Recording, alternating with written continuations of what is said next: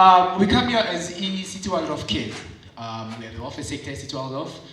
We decided to put let's actually do something for the students, because it's rough out here, guys. Yes, give you one. And it being rough, we just decided, let us be the solutions for once. Yeah. So, first things first, I want to say nyabonga for coming, guys. And I appreciate you guys waiting for us, even those delay and stuff like that. We're not going to blame African time. We're not going to blame anyone. We take full responsibility. Thank you for coming. Let's share his hand.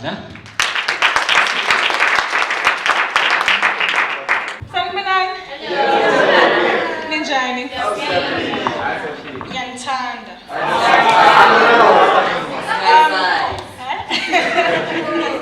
Oh well, I salute him very much. He's my leader, he's my chairperson, even though he's far younger than I am, but I respect him very much. Thank you very much, Spaniel. Now I stand here as someone who's challenged. Brother Donald, we must move out of our comfort zones. So as I want to move out of the comfort zone. In as much as I'm one person who likes to keep things quite simple most of the time, because it's not always that when things are complex, then they are better than those who are simple. It's not that when you say things in a complex mode, then they actually. That is what is best. Simplicity sometimes is always just best. To keep things simple is always just best. So I don't like complicating my life. I also don't like to complicate people's lives. So I'm gonna really try and wind it down and keep it as simple as I can. I'm a simple person at heart. Before I go further, I'm a proper Zulu woman. I love to be Zulu. I embrace it in all its aspects. I am a helper.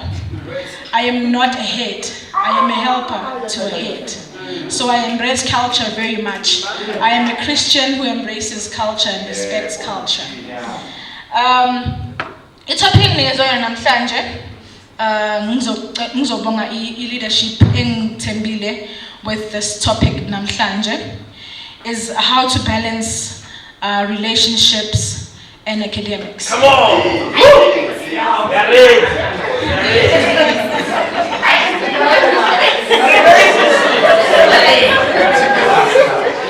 Okay, I was just going to check my time quickly. It's 10:02, so I would imagine my time ends at 9:05. Am I correct? Thank you very much. I would love to respect your time very, very much. I was born a Zulu woman. I understand Zulu more than any other language I would imagine. Or what people would think is that I understand Zulu more than any other language. However, I've grown to be aware of myself, and I think there is a language that I understand far more than Zulu. Utu Nelson Mandela, when you speak to a man in a language that he understands, you speak to his mind or to her mind. And when you speak to me in Zulu, you speak to me to my mind. So I process it in my mind. But there is a language that perhaps Ayiko in one of the 11 languages, or maybe it's not seen as a verbal language, that I seem to understand far more than Zulu. It is the language of love. No matter what language you speak, even if my mind cannot really understand it or process it, but if you speak that language in love, I'm able to hear what you say. So that is, I think, the heart of relationship. Love is the heart of relationship, and this is something that is very close to my heart, as I've said, that it even moves me from my very being, which people would look at and say it is Zulu. My being is love. So I'm made of love, and I understand nothing better than love. And I can communicate, I fail to communicate in any other language besides love. So if you want to speak to me, you speak to me in love more than any other language. Let's go back to just defining a little bit for 2 minutes or 5 minutes rather, about what relationships are. One of my lecturers said to me that yes, we do source other speakers, we do reference to other speakers, but as an individual, especially as an academic, I believe I'm standing in front of academics here, you need to develop your own voice. So when I just thought about relationships, this is what I came up with in my own voice. If it was not for relationships, we would not be here. That is my quote. We are the existence, our whole being is boiled down or is made from relationships. If there were no relationships, we will not be here.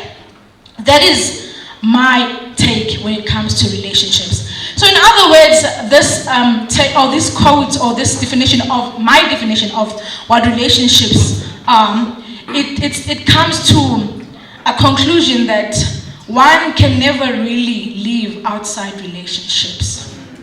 It is inevitable, it is not possible to live outside relationships. Relationships are a very wide topic, if I were to look at them. But in the interest of time, I would like to look at relationships in just a few categories. I categorized just 4 categories which I think will be most relevant to us in terms of our age and where we are in life. Number 1, actually it's 5, sorry. Number 1, the relationship between oneself. So you relate to yourself. You are your own relation. There is a relationship between you and you. So that is the first relationship. The second relationship is the relationship between you and the first institution of life or of society, which is your family. That is the first institution of society. When you came or when you entered into this world, the first people that you met or the first people that you related to rather is your family. So that's the first institution of relationship or of society that we come across. And then the next one will be friends and partners, if I were to say that.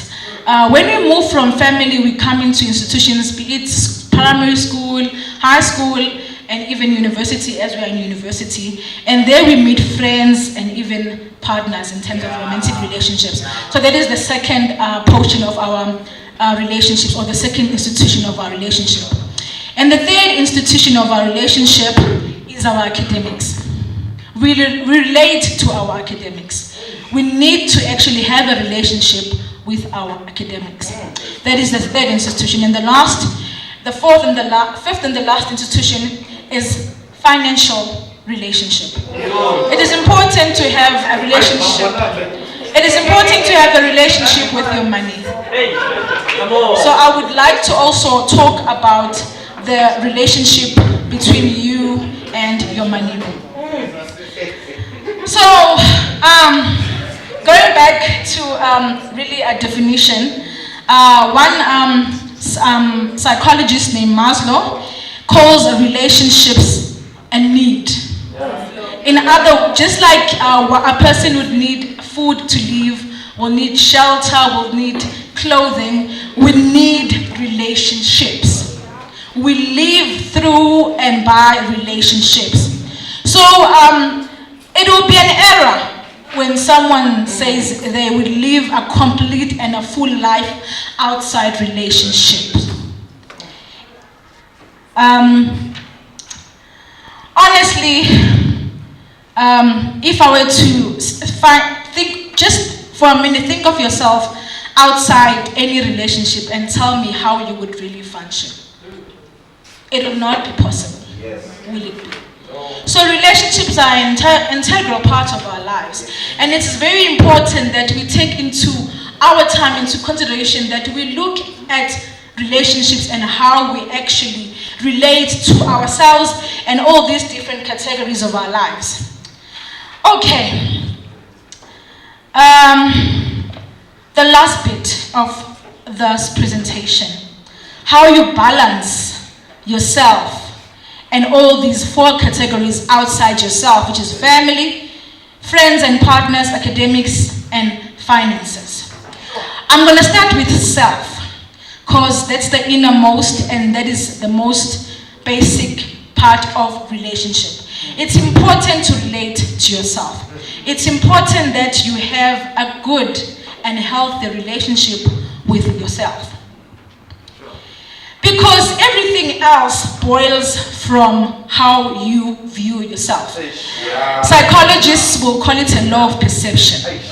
So it's important to have, if it's possible, a very good or an excellent understanding of who you really are.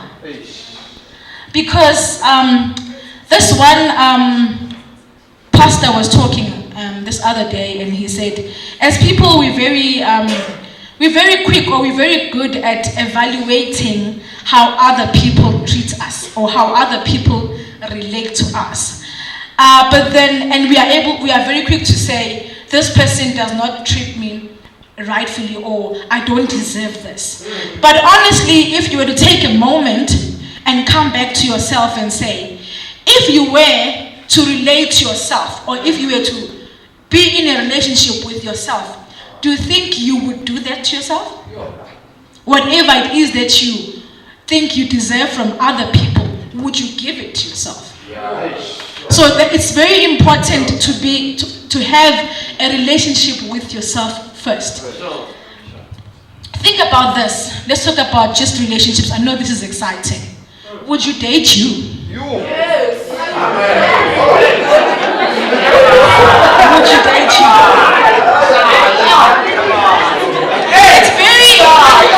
It's very easy to say. It's very somehow easy when you point at blame, or when you point fingers outside yourself. But can you bring it back to you and say, would you actually do that to you? Would you date yourself? So it's something that you can think about. Otherwise, I've left it just 3 minutes already. I'm going to just tell you about an exercise that will answer the question of how do you balance relationships, the ones that I've talked about, or even more than that, and your academics, or and your careers and your life at varsity. This is what I would say. Boiling down from a relationship with yourself. Take a piece of paper and scale yourself. I have a writing here. I wish I could be able to zoom it so you can see it. But I've got a piece of paper here that has a circle, like 5 circles. Sorry. Must I stand here? Okay. Can you see it from where you are? Yes. But this piece of paper, or these circles rather, have a meaning. For instance, the circle that is in between all the other circles is me, or that can be you. And then you relate it to all, and then you write all the other circles and write the relationships or what you relate with. And in this instance, I wrote family, I wrote finances, I wrote academics, I wrote friends and partners. And on the other side of the page, I have a scale from 1 to 10.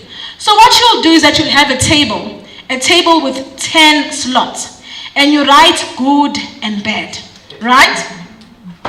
So you take finances, you take academics, you take friends and partners, you take family, and you put it on a scale and say, tell me good things, tell me good things that you gain from that relationships, or that you give out from that relationships. Tell me the bad. And from that, once you've written it down, you'll be able to scale your relationships. And what is scaling? Scaling is balancing. From that, you'll be able to see which relationships that are between yourself and other people or other parts of yourself are healthy and are not healthy. For me, that will be the best way to actually balance yourself and your academics. Sure. When you sit down and you scale it. Yeah. And in your scale, be honest. Yeah. Be honest and say, is my family okay? Between me and my family, are we okay? Between me and my money, are we okay? Between me and my academics, are we okay? Between me and my friends and my partners, are we okay? Look at the energies that come and go from all of these different sectors of your relationships. And through that, if it's really honest, you'll be able to tell if you are balanced or not balanced. And with that being said, I think, and I hope I have answered your question. And when you go back home, you're going to go back and do the scale that I'm talking about. And from that, you'll be able to tell if your life or your relationships are balancing. And if they're not, you'll have to then go back and work on them. If it's your money that you feel, I'm not doing good with my money, go back and fix it. If it's your family, go back and look at the areas. If it's your family and your friends, go back and revisit that relationship. If it's academics, go back and revisit. If it's yourself, your mind, your body, your soul, go back and revisit. And with that being said, thank you very much.